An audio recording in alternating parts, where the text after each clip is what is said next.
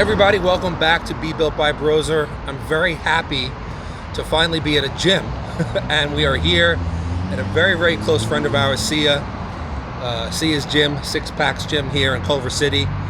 We've filmed here before. It's been quite a while since we filmed here, but this gym is definitely one of the most hardcore little hole-in-the-wall type places you could find in California. Certainly not a spa-like atmosphere, hardcore to the core. As you can see, the hardcore equipment. There's not that much here, but everything that is done here is done max intensity. Anybody who comes here is ready to train hard. So we're going to do some stuff here today. We're just happy to have some equipment to work with, and we're just going to show you some different stuff, different techniques, different exercises, whatever we can think of, just to give you guys some information now that you're getting back to the gym and getting back to it, new ways to make the muscles grow. So I hope you guys enjoy it. Okay, so what I want to demonstrate for you now, I'm going to be using the leg press. And I want to show you a technique called 1.5 reps. I've showed this before on the show, but some of you guys may be new to the show, so I want to show it again. It's a really great technique for building the thighs. It really gives you a tremendous burn. And again, this is just a way to change the way of doing just a normal repetition from point A to point B. So what I'll be doing is actually going to be lowering the weight down to my chest, so my thighs come down to my chest, but I'll only be pushing up about halfway. And I'll be doing that very slowly and under control. Then I'll return back down to the bottom, and then I'll push all the way to the top, and that will be the completion of 1 rep. So in this case, even though it's called 1.5 reps, it's actually sort of like a half and then 1 rep, but it's still a technique. It's called 1.5 reps, and this is really killer for building bigger thighs. Okay, so I want to show you another one on the leg press you can use to break up, again, the normal reps that we do from just going down and up, and this is called eccentric pause reps. So what I'm going to do on this one is I'm actually going to bring the weight down about halfway. When I hit that halfway point, I'm going to keep my quads really tense, and I'm going to hold that position for a 3 count. I'm going to hold that for 3, and then I'm going to come all the way down to the bottom and push to the top. That is the completion of 1 rep. Now by holding that sort of contracted position, that eccentric contraction, you get a really tremendous burn in the quads, and you also will help to tear apart some muscle fibers. And when you tear apart those muscle fibers, that's how you get muscle growth. So give these a shot in your workout. Okay, so another thing that you can do to make your training unique, especially if you've been training the same way for a very long time, is you can actually hold a dumbbell, a barbell, or anything that you're doing.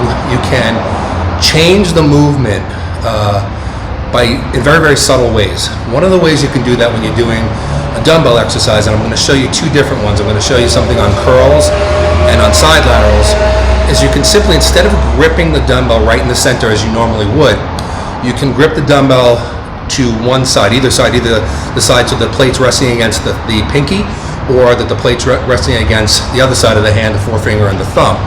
And what this does is it tips the dumbbell one way or the other naturally. So by doing that, you're sort of changing, obviously, the effect on the nervous system. You're changing the path of the movement a little bit. You're changing the way the muscle is being affected and what fibers are being affected. So even a little subtle change like this, you'll actually feel it in the movement. You'll feel a slight difference from when you normally do the movement. And just little subtle changes, especially if you've been training for a long time, little subtle changes like that can make a big difference in getting you from here to the next level if you've been stuck. So give these techniques a try. Okay, so what I'm going to do first is I'm going to hold the dumbbell straight in the center as we normally would. And obviously you're going to get a curl straight up and down. Now, this is what I was talking about. If you push the dumbbell so that now you're gripping it where the pinky is right up against the plate, as you can see, the dumbbell is going to tip. And when it tips that way, you're going to be hitting different muscle fibers, and you can actually be affecting, when it comes to the biceps, a little bit more of this inner head. And you'll feel the difference in the way it feels on the forearms and the biceps. Also, you can grab the other way, and now you'll see the dumbbell will tip inward. And now this is going to bring into play more of the outer bicep head and the brachialis. And I can even feel it as I'm curling it. It shifts the emphasis as to where I can feel it in the forearm and the bicep. So therefore I know I'm hitting different muscle fibers, and by doing that you're going to get more complete development over time. Okay, now I want to demonstrate on the side lateral movement what you can do by tipping the dumbbell and how you can affect different muscle fibers in the shoulders, especially the lateral deltoid, which is a body part that of course is very complex and you want to get full development. So starting off with the hand right in the center of the dumbbell as you normally would perform it, raising out to the side. If I just do a controlled raise, my palm is going to stay flat to the floor throughout. Okay, general movement. Now, if I bring my hand in, down so that the pinky, okay, is on the bottom here, now we're going to get a natural tip of the dumbbell forward. So now as I'm raising up, because the hand is at the top, the dumbbell tips forward. Now this little tip forward is actually really, really effective for the side delt, because a lot of coaches, when they teach this movement, they teach it actually pour or cup at the top, and it helps to hit the side deltoid. So it's a great way to do it just by holding the dumbbell. Now you can actually do it the other way too, just to get a completely different feel. As you can see now, my thumb and my forefinger are against the top. Now when I bring it up, it's going to tip backward a little bit. Now this is not the ideal way to hit the side delt, but again, it's a very complex muscle, and over time you want to hit it from different angles. So by doing it this way, you're going to bring a little bit more of the front deltoid into play along with the side deltoid, but again, you just get a different feel and a different type of pump. And again, we're affecting different muscle fibers, which is important to do, especially when you've been training for a long time and you've stagnated and you're doing the same movements the same way. Change them up like this and you'll definitely hit different muscle fibers and get more growth. All right, as I was walking through this gym and looking around and seeing what he has, I saw the lat pull down here and I'm thinking to myself, well, I've shown so many back exercises, what can I do with this lat pull down? And I decided I want to show you an overhead lat curl or lat pull down curl. And I say lat pull down curl because we're at a lat pull down station. You obviously can do this with any high pulley, but if you have a lat pull down station, you can use it for something aside from back, and you can work the biceps. Now when we're pulling back behind the head in this position, the elbows are going to be up away from the body. That does something very special. By pulling the elbows up away from the body, it actually lessens the attack on the bicep muscle itself and brings more brachialis into play. And by bringing brachialis into play, which is the muscle that's right here on the side of the bicep, the brachialis is kind of a ball that's underneath the bicep, and as the brachialis grows, it pushes the bicep up higher. So this is truly the way that you can create sort of a better peak or hill on the bicep, not by changing the shape of the bicep, which we can't do, but by building the brachialis, you can push up the bicep higher and get somewhat more of a peak. Plus also you get a lot denser looking arm. This is a very unique movement. You can't go very, very heavy. It's a lot of technique involved. All right, you got any good question this week? Yeah, I'm going to grab one off of Facebook to start out with. I was asked by Mr. Matthew Francis, how often should you take a layoff from the gym of about a week, not just a couple of days? Or rather than doing that, is it better to do a deload week? By deload, he just means, training, but training a lot lighter and with less intensity. Or do you feel it's better to just take the full 7 days off and rest? I think that's it's a good question, and I think it's going to be a little bit different for everybody. It depends on a lot of things. It depends on your genetic recovery ability. It depends on if you are on a calorie restricted diet, like as if you've been dieting for a show and you're extremely exhausted, versus just general off-season training. It depends on how much rest you normally get, if you're somebody who is well rested and doesn't have a stressful job versus somebody who has a really stressful job.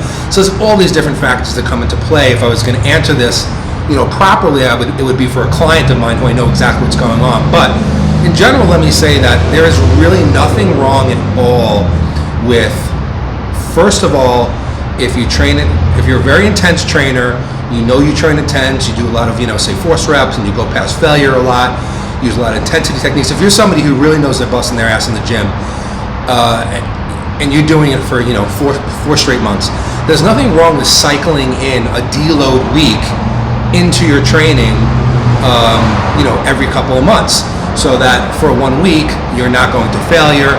Maybe you're lifting lighter weights, going for higher reps, or perhaps you cut down the volume of your workout. So if you're used to doing 12 sets for a body part, you drop down to 6 sets. There's different ways to deload But there's nothing wrong with cycling that into your training. I think it's actually good to cycle it into your training if you're an intense trainer, no matter who you are, because even when we think that we're not overtrained, sometimes our minds are so strong that we're able to overcome what our body is feeling, and we push past that point. You know, we're maybe training around injuries that we shouldn't train around. Maybe you're waking up tired, but you're sucking down stimulants, you're taking a lot of pre-workouts to get going, and then by the time you hit the gym, you're ready to go, but your body is still actually tired. So I don't think there's anything wrong with deloading if you're a very intense trainer. Now, as far as taking a full week off, I think that's something that should be done also, maybe a couple of times a year, again, if you're a very intense trainer. Also, if you're somebody who has just competed in a competition or gotten ready for a photo shoot or just gone through a very, very intense period where you're doing cardio and lowering your calories, because then your body is without a doubt overtrained, and I think that taking a week off completely and letting your body refresh is a very, very good idea. So I don't think there's any specific rule to go by. I think it would apply to the individual, but I think what you need to do is you need to be cognizant about yourself. This is where, I mean, obviously a lot of people have coaches. More people don't have coaches, so you have to be your own coach in a sense. So if you're feeling really tired for more than a couple of straight days, I think that it's your body saying to you, hey, we need a little break. And maybe you should say, okay, maybe I'll take a deload week. If you're fighting off an illness, if you're constantly getting sick over and over again, and that's not normal for you, you might need to take a full week off. So you have to think about yourself, think about how you're feeling, and be honest with yourself. And yes, it's hardcore to push, and most of the time you want to push through everything, but after a while that can become detrimental and go against your gains rather than for them. So be smart about it. If you need a little break, trust me, you're not going to lose muscle in a week. If you stay on your diet and you eat your protein and you're not eating junk food, and you're not going to lose any muscle mass, and you might actually get paid back twice dividends if you take these breaks. So I would recommend occasional deload weeks, and then maybe a couple times a year take that full week off and let your joints, your central nervous system, and your mind relax. And I think over the long run, you'll have less injuries and you'll make more gains. Awesome. Okay, so this is sort of related to the first question. This is, again, sort of about recovery. And I was asked by somebody who he said is 45 years old. He never feels completely recovered. And his question to me is, how do I know a muscle has recovered from a workout?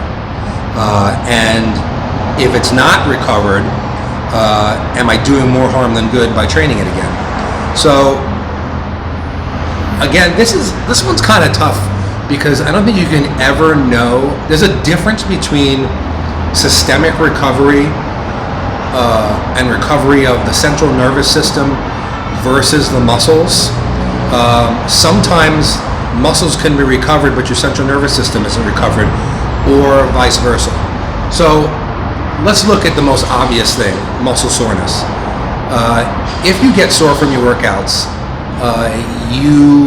for most people, if it's normal soreness from a good workout, you don't really feel too much more sore the next day, but within 48 hours or so, it really sets in. And then the second day, it's usually a little bit more, and then it dissipates over the next couple of days. I normally advocate that people train body parts once a week and really, really kill it. The only time that I advocate twice a week is if you have a weak body part, and then I usually will recommend a workout that is maybe half volume of the first workout. Now, what happens a lot of times with stagnant muscles is that what they need is, apparently those seem to need over your other muscles, is more stimulation. The other muscles seem to be okay if they're growing, getting hit once every 7 days. But muscles that stagnate, sometimes they just need that extra stimulation, so they need another hit within 3 or 4 days. Now, I know that doesn't exactly answer your question, but I'm just talking about the difference between some of the muscles. So if you're still sore, if you're still really sore, I think the muscle has not really recovered. And there could be a number of reasons for that. Maybe you're not facilitating recovery properly. Maybe you are overtrained. Maybe you instituted a new technique, like you're not used to doing eccentric reps or negatives, and you introduce that into a workout, and you're not used to it, or a brand new exercise that can cause soreness too. So I think it's more important than the muscular recovery than to think about overall recovery, how you're feeling. I think that it's okay for pretty much everybody to hit a muscle once a week. I think it's okay even for some people if they're not as intense trainers or they keep the volume low to hit muscles twice a week. I wouldn't hit every muscle twice a week, but there are some people who do that. So it's impossible to tell you without, having some sort of scan over your body and seeing exactly what's going on with the tissue and the muscle fibers and whether they're, intact or whether there's still, inflammation and certain chemicals that signal inflammation in your body. It's impossible to know for sure. So you have to, again, like I said in the first question, sort of be cognizant and be your own coach. Let me just give you the basics. If a muscle's extremely sore, I wouldn't train it again. And if you did train it again, I would train it with very, very light weights and try to get a huge pump in the muscle, because this can sometimes help to facilitate recovery without overtaxing the muscle by forcing a lot of blood and oxygen and nutrients in there rather than tearing down the fibers. So it's very, very sore. I would either ignore it for a day, give it an extra day's rest, or do a very, very light workout. This should not be happening if you have a week between training chest on Monday and training chest again Monday. There's something wrong if you're still sore at that point. But you also have to think about how you're also feeling systemically. If you're waking up and you're exhausted, if you're waking up and you're completely out of it, or you're getting really, really weak from one workout to the next rather than getting stronger. These are all indications, poor sleep, rapid heart rate. These are all indications that there's something wrong and you're overtrained. So you have to watch all of these measures and see what's going on. But I know that I'm saying a lot of different things, so I'm just going to give you a general rule. I'm just going to say you should train each body part once a week really, really hard. I think that works for most people. If you have a weak body part, focus on only one weak body part at a time and give that one weak body part a second half workout later in the week. Say if you did triceps on Monday, that was the weak body part, and you do it again on Thursday, but only do half the sets. Focus on that for 4 weeks and then bring that into the rotation back to just once a week and pick another muscle that you want to hit twice a week. If a muscle is excessively sore, I say leave it alone, give it an extra day to rest. And if you're feeling exhausted, if you're getting weaker, if any of these things that I mentioned before are happening, I think you need to look at your overall program, figure out if there's something wrong with your nutrition, your lack of recovery, too much stress in your life, and figure it out from that standpoint, because there might be something systemically wrong in your program that's making you not able to recover, because most of us should be recovering from one workout to the next as long as we have at least about 5 days in between training it. But I think for most people, like I said, once a week training for each body part, if you hit it well, you hit it strong, should facilitate recovery, and that's where you should be.